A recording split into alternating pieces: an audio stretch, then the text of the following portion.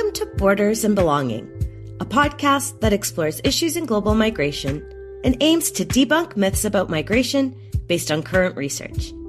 This series is produced by CERC Migration and Democracy. I'm Maggie Perzyna, a researcher with the Canada Excellence Research Chair in Migration and Integration program at Toronto Metropolitan University. Many countries are mining the Global South for one of its vital natural resources, its people. The Global North has an aging population and a declining birth rate. Many countries are anxiously trying to attract skilled labor to fill the gaps in their economies. It's dubbed the global race for talent. Coupled with this is a phenomenon informally referred to as the brain drain. This happens when professionals and academics leave the Global South in search of better opportunities abroad. In a moment, we'll speak with two esteemed researchers on the origins of this phenomenon and on the socioeconomic impacts the drains have on the countries left behind. But first, we'll hear from someone who is part of the brain drain phenomenon, Dr. Kevin Njabo. He's the Africa Director and Associate Adjunct Professor at UCLA's Center for Tropical Research. He says there's one thing that most people can agree on as a motivating factor to stay in one's home country. We always know our mothers cook the best food. So we always want to stay home and eat what our mothers will cook for us. So that is general across the board. Sadly, Dr. Njabo had to leave his mother's home cooking far too early. The conservation biologist grew up in Cameroon, a country where French is the dominant language. Coming from an English-speaking family, Dr. Njabo's options for higher education were limited, so he decided to leave the country. So I moved to Nigeria for a bachelor's degree and a master's degree in ecology and environmental biology. So at the time, it was really difficult to practice my trade when I went back to Cameroon. So I got a scholarship from Boston University, where I moved to the U.S. And I've since lived in the U.S. since 2001 when I moved to Boston. Dr. Njabo went on to pursue his PhD in the United States, and he quickly realized that many of his academic peers in the Global North would do what he terms helicopter research or parachute science. What you see is when issues arise in Africa, like we had an outbreak of Ebola, we send in the scientists and specialists from the West. They fly in, get the samples, come back to New York or to Paris or to Los Angeles, analyze the samples and send back those results. So you see, Africa just becomes a continent of where people can fly in, get our samples out. So when Dr. Njabo moved to California to pursue his postdoctoral studies, he sought to change that. And he met someone else who was thinking along the same lines, his Boston professor, Dr. Tom Smith. Dr. Smith had worked in Cameroon for over 35 years and came up with the idea of creating a permanent research center called the Congo Basin Institute. It's a foreign affiliate of the University of California, dedicated to finding solutions to climate change, food and water security, and preserving biodiversity in the Congo Basin. So we're building capacity in Africa so Africans can stay in Africa and be the solutions of issues that arise from the continent. So we work in collaboration with the local people. We've built a school of indigenous and local knowledge where we tap from the knowledge of these local people and build our curriculum so that even when we get students from the University of California who move into Africa, they're being taught by the professor of the forest. Dr. Njabo and his colleagues hope that by investing in local knowledge and research, more people will be inspired to stay in the region, and that those who have left will consider returning. Dr. Njabo himself now visits the Congo Basin approximately 5 times a year as part of his work. Once you start training people and you give them those different opportunities, they're going to come back. And once they come back, they can create that. They're going to fill that void where the best and the brightest were taken out before. By bringing them back in to fill those voids, they could be able to practice that trade and make sure you take those countries out of that cycle of poverty. An example of a tangible change that could arise out of more local involvement and expertise says Dr. Njabo, is a more profitable and better informed cocoa production industry. For example, when we look at the trade in cocoa, we see that there is a huge imbalance of those that produce and work hard to get the raw materials and the final product. The cocoa industry, for example, is $100 billion.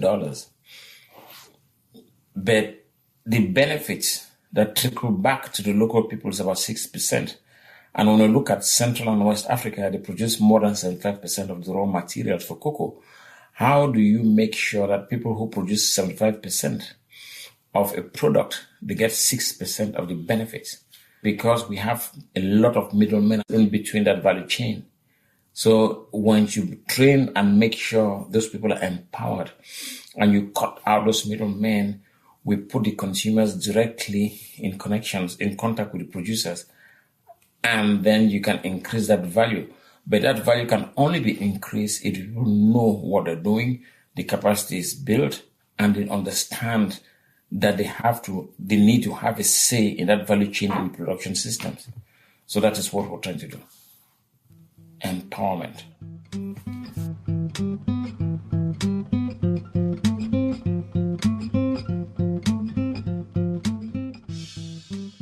Many thanks to Dr. Kevin Njabo for sharing his experience with us.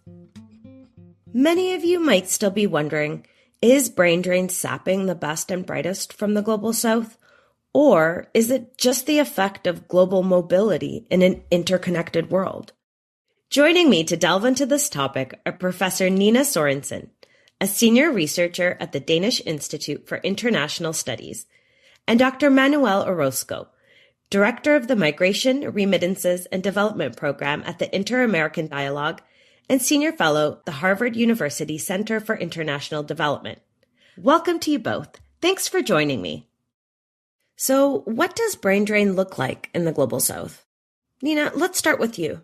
Thank you. Well, I think it looks differently in different countries. I mean, we know that skilled migration, which is usually what we talk about when talking about brain drain, seems to be rising more than other migration flows, especially when we talk about sort of regular migration, people traveling with permission to travel.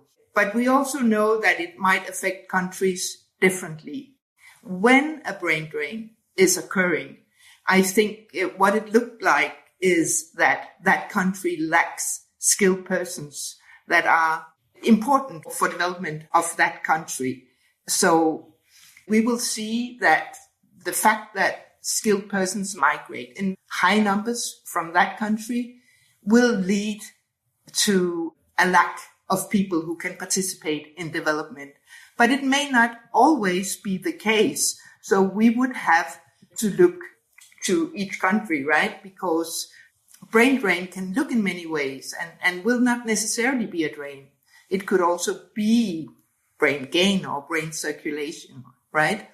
Manuel, anything to add? I think in practical terms, I think the term brain drain is a little pejorative and more normative than empirical based. I think what Nan is pointing out is precisely the key issue in terms of skilled labor. And when you have a shortage of skilled labor in a given country, especially in the developing world, as a result from the demand for foreign labor abroad, or because of state fragility in a given country, then you see a problem of how to supply skilled labor in a given country when people with skills are migrating in larger numbers. Overall, I think the trend is not as dramatic as it seems because of the nature of the economic structures in most of the developing world. But there are instances where there is a problem of shortage of skilled labor in certain places, and that's particularly the case in small countries. In islands, for example, they tend to have populations with a high percentage of skilled labor in the local economy, but also with high migration rates. And so when you look at the net effect between the people living abroad with skills and the host country, then there is a negative net effect, and it can have an effect in the local economy. But, as Ninna says, it depends, where you're looking at. You may be looking at countries like Jamaica or Ghana, where there is an important demand for skilled labor at a point where economic transformation is needed. And then you're having problems in other places like Haiti, for example, or Mali, where the labor force is practically unskilled and migration occurs among those with high skills because there is not opportunities in the host country. So you have a mix of realities going on. Has brain drain always been an issue in the Global South, or is this a more recent phenomenon? Probably yes, but I think the discussion of whether we are talking about a drain or a gain or circulation, that discussion have maybe changed over the years from being very pessimistic when the concept first was introduced, maybe in the 1970s, 80s, to becoming more positive, especially when the World Bank and other international donors began to talk about migration development potentials and stuff. It has not always been a discussion, but I would also like to mention that I find it somewhat problematic to talk about a drain only of skilled labor, because, drains comes in many forms, and sort of reducing human beings to their labor capacity and their skills levels may be wrong, because developing countries can actually drain from very important skills that are not just high skills. They can be drained from their agricultural labor force, for instance. They can be drained from caregivers. There are many drains here.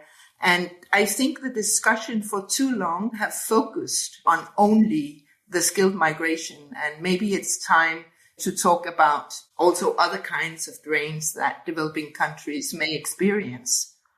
Manuel, what do you think? Yes, I agree entirely with Ninna. You have different realities taking place.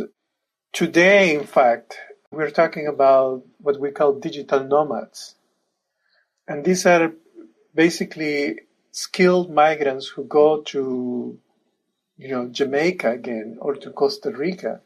And they basically come from the north or come from other parts of Uruguay or Nicaragua and start working there to take advantage of their skills, but also of the opportunities that the local economy offers. So the context today is somewhat different to what it was when the term was introduced. There are other issues that are important when it comes to drain. And so, we need to nuance this discussion in a much more broader context that is defined by the structure of the global economy, the effects that it has in labor market integration globally, for example, than looking at only, this deficit number. Mm-hmm. So maybe let's start by asking, what is the relationship between brain drain and underdevelopment in the Global South? Ninna?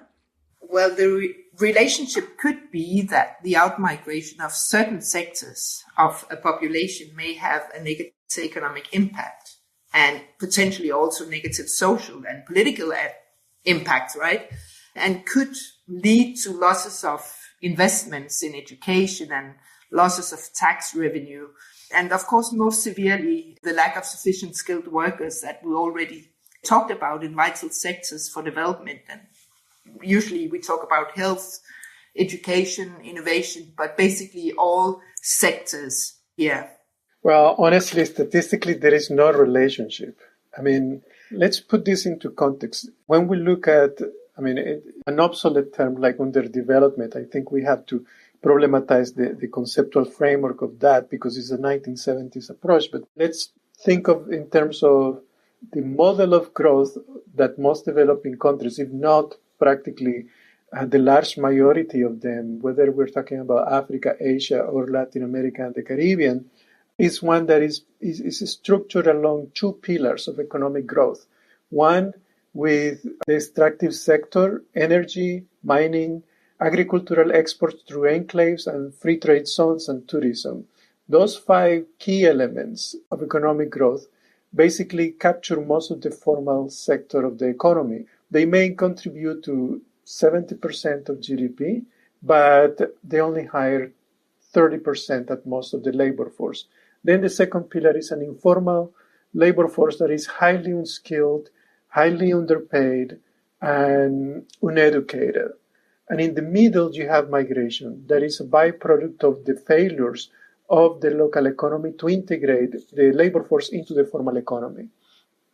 That type of economic growth model is the one that has prevailed over 50 years.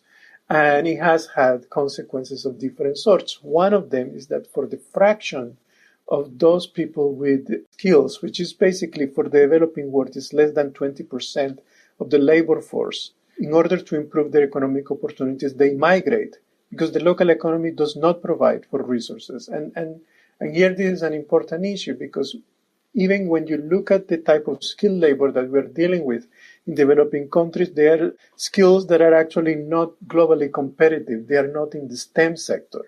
So you have too many disruptions, too many failures in your economy where, migration results out of that.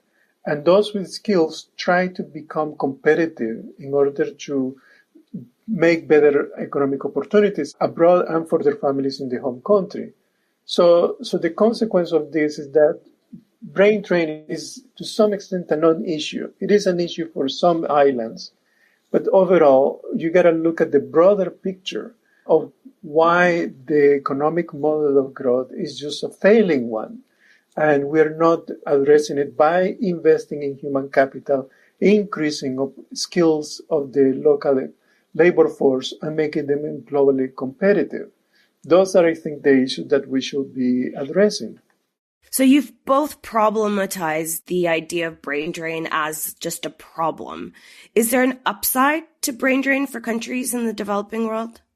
Look, I think the main point is we must refrain from the terminology that has very normative connotations, moralistic type, without looking at the empirical data.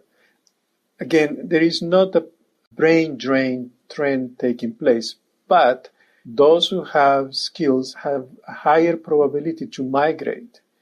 And in the context of the failing economic model of growth in developing countries, migration becomes an option. And so if you have certain skills that make you competitive and you can and are able to join a host country's economy because of your skills, that's a positive. The second positive is that because of it, you try to send money to your relatives in order to improve the quality of life of that family. And one of the elements of quality of life include education and skills attainment. So, there is a positive element in the relationship between migration and development where people with higher skills or with some skills are able to contribute to the local economy despite the fact that their economic model of growth is failing. So, and in between, I think Ninna, pointed at an important issue, and that's regulation. We have in the global migration regime, an insufficient set of policies that deal with guest worker programs that could really motivate people to increase their skills and become globally competitive. Global competitiveness does not mean that you can migrate. It means that you can be operating anywhere in the world because your skills can be portable, can be flexible, but also can be connected. And those three elements do not require necessarily to be mobile. You can be mobile if you opt to, but doesn't have to be as a fact of necessity. Those are, I think, the issues that we should be focusing on. And of course, looking at remittances as a way to formalize the savings that result from increases in the flow in order to invest in human capital. But that, again, goes back to the issue of policy regulation. But if I may come in here, I think that brain gain protagonists have argued that the departure of highly skilled migrants could contribute to an increase in the human capital level of developing countries in different ways, right? Through remittances, through creating global networks and diaspora philanthropy, and also through return, through which their new skills learned abroad could be reinvested in local development. But I think this sort of over-optimistic view sometimes overlook the fact that many skilled migrants work way below their skills when they work abroad. I mean, if a medical doctor from, say, Ethiopia or the Dominican Republic drives a taxi in New York, I mean, she will lose, not gain skills. And if she returns, she will return de-skilled, not with relevant skills for the medical profession. So I think we need to take that into account as well. Yeah, I totally agree with you. I mean, in fact, this is a critically important issue when we're dealing with deportations. People who are caught because they don't have papers and they have certain skills, and then they are returned after being 10 years in a host country, but they cannot find a job because, the skill they had acquired, is not competitive in the home country anymore. And so those are the issues, again, that we need to look at when we're talking about the relationship between migration and skilled labor. Do some countries encourage workers to train in certain sectors as a resource for wealthy nations? Ninna? Yeah, some countries really do. I mean, the well-known example often mentioned is the Philippines and its production of nurses for the global market. I know that Filipino migrants account for 4% of the registered nurses in the US, for example, and also for substantial parts in South Africa and the UK. Another example could be the Indian IT workers, but there are also less skilled occupations. I mean, Ethiopia, where I do work currently, have bilateral agreements with Middle Eastern and Gulf states to provide domestic workers. And these workers are trained before entering on these schemes and being sent abroad. So yes, some countries do encourage workers to train in certain sectors. And if that is planned well, it could work well, but it would have to be, of course, investigated what the long-term consequences are. Yeah, I mean, I think Ninna pointed out two very good examples. The one I have done a lot of work on is Bangladesh. Bangladesh is, a country the size of Nicaragua, but with a population that is over 110 million people. And it has a guest worker program with several Gulf countries. It basically sends about 2 million people every year on short-term labor work. There is a positive element of having that type of exchange.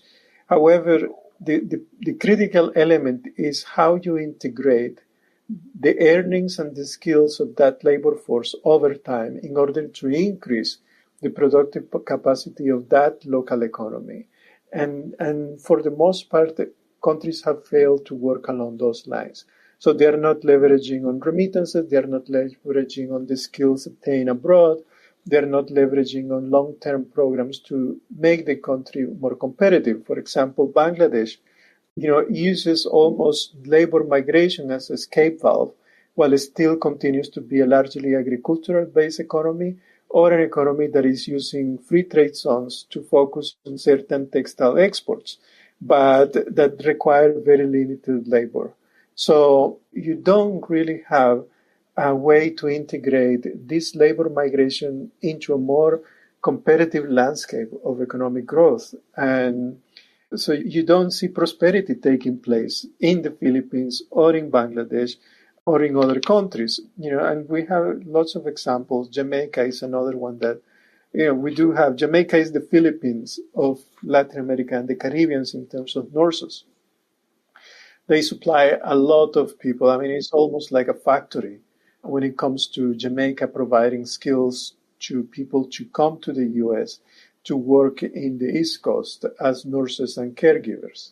But Jamaica continues its own economic growth model that is focused basically on remittance dependence and tourism and a little bit of mining. But that's the Jamaican economy. So they're still a developing country, despite, all these ways in which they integrate into the global economy.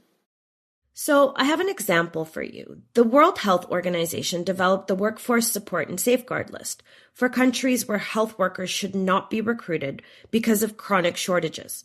Nigeria is on the list, yet countries in the global north still recruit their doctors. What are the ethical concerns here? Well, I might not be able to tell you more about that particularly, but I mean, we talk a lot about adequate compensation for loss and damage when we talk about climate change, right? And I think in brain drain discussions, we could also talk about adequate compensation for the cost of education and potential loss of vital workers, not just for developing local economies, but for the human development of developing countries where the health sector is vital. I mean, many developing countries suffer from a lack of sufficient numbers of health workers. So, of course, it is a problem if X country is drained from a particular group of skilled workers, like health workers, right? Especially if we again take the example of Ethiopia, where many rural areas are affected severely by drought. People suffer from hunger, all kinds of illnesses stemming from not having access to clean water, and do not have access to health facilities. So there, of course, we could talk about the need to compensate if, say, doctors are migrating from that country. Now, that is not the case in Ethiopia, but it could be in other countries that doctors go there. So if our health sectors in the global north do recruit people from the global south to fill positions in our sectors, I think we could talk about how can that be done in an ethical way. And if, for example, as is the case in my country, that we have made severe budget cuts in our educational system for producing more medical doctors, I mean, then I think there is an ethical discussion to be made. Can we cut down on producing medical doctors within our educational system and then import them from a country that might need them more than us? The global north benefits from the migration of skilled workers with increased economic development and growth. What responsibilities do wealthy nations have to help counter the negative effects for the global south? Look, I think, I'm not sure the term responsibility is correct, but I think there is a reality that it's outside of the concept of skill, but basically that migration is, again, the result of this inefficient growth model. And that growth model is very much tied to the structure of the global economy. And where you still have, this somewhat artificial divide between the global north and south.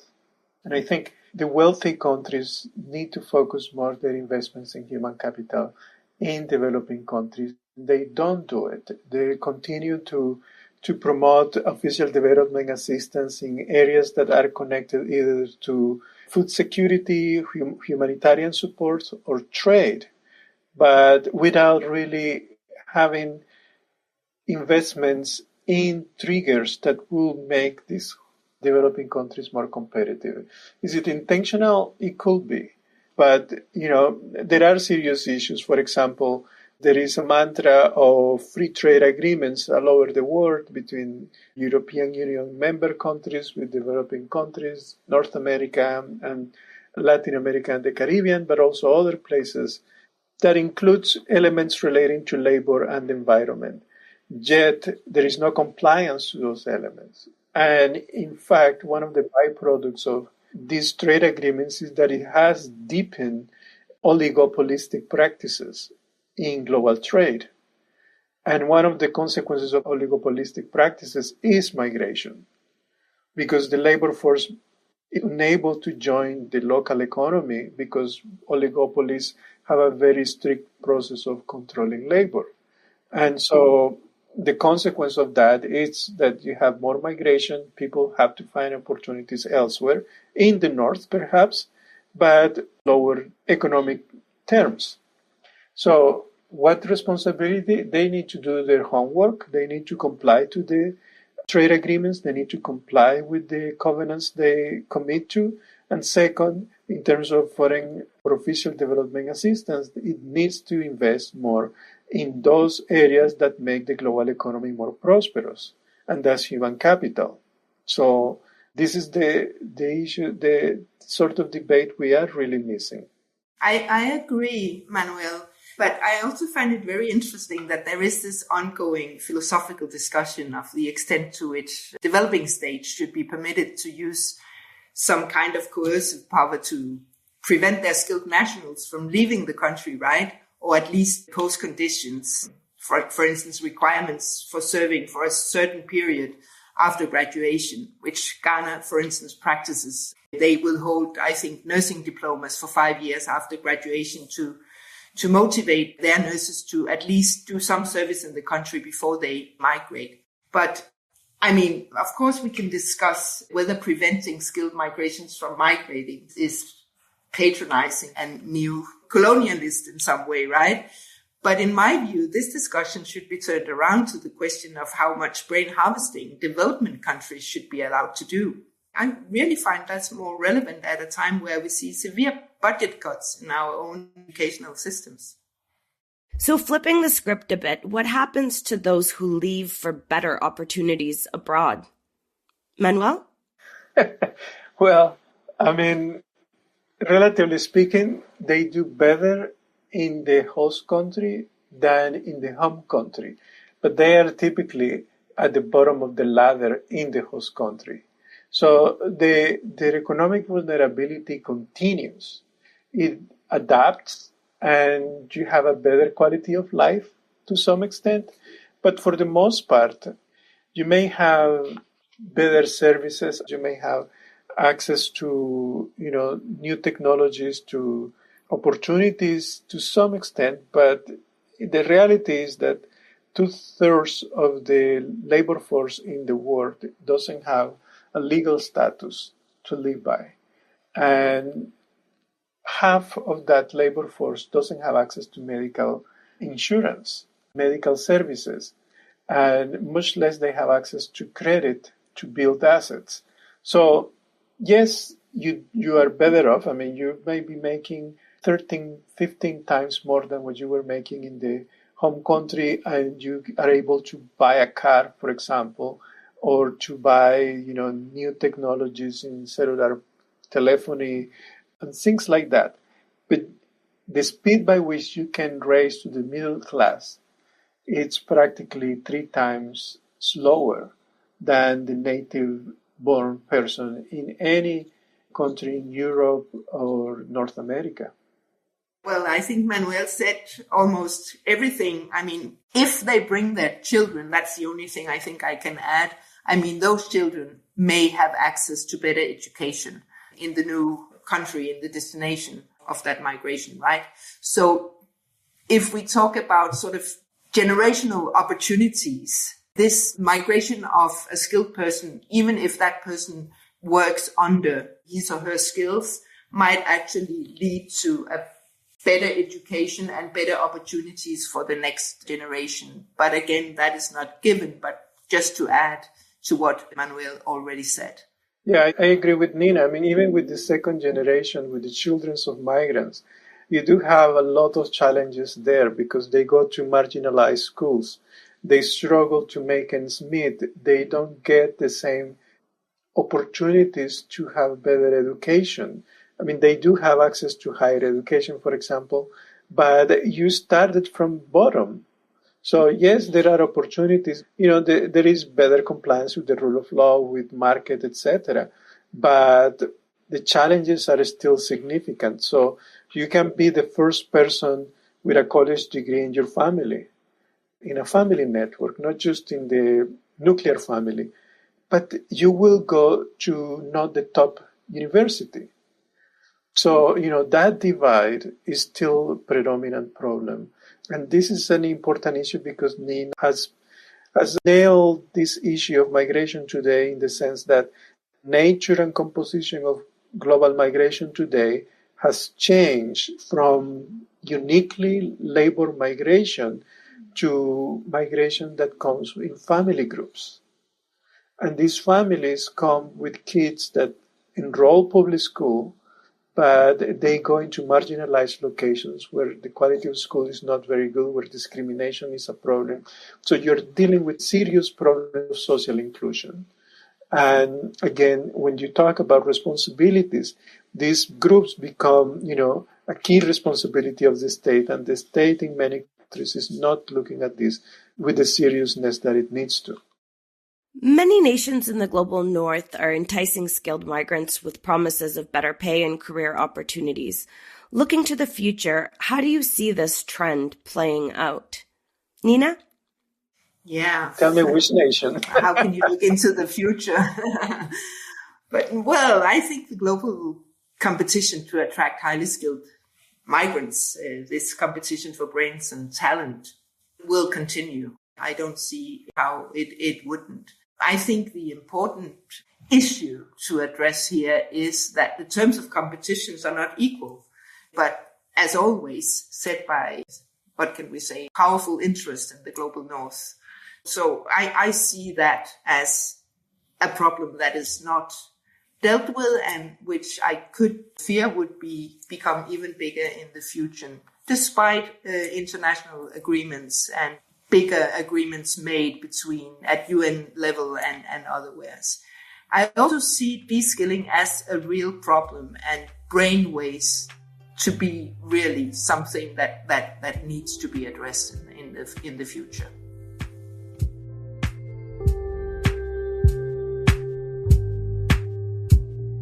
Thanks to Professor Ninna Sørensen and Dr. Manuel Orozco for joining me today. And thank you for listening. This episode wraps up Season 1 of Borders and Belonging. We hope you enjoyed the topics covered as much as we enjoyed exploring them. We'll be back with Season 2 in September, and in the meantime, we'd love to hear your ideas for future episodes. Follow CERC Migration on Twitter and Instagram, and let us know what migration issues interest you. This is a CERC Migration and Democracy podcast, produced in collaboration with Lead Podcasting. Subscribe to Borders and Belonging on Apple, Spotify, or wherever you get your podcasts. As always, for more information on today's topic, please visit the show notes. I'm Maggie Perzyna. Thanks for listening.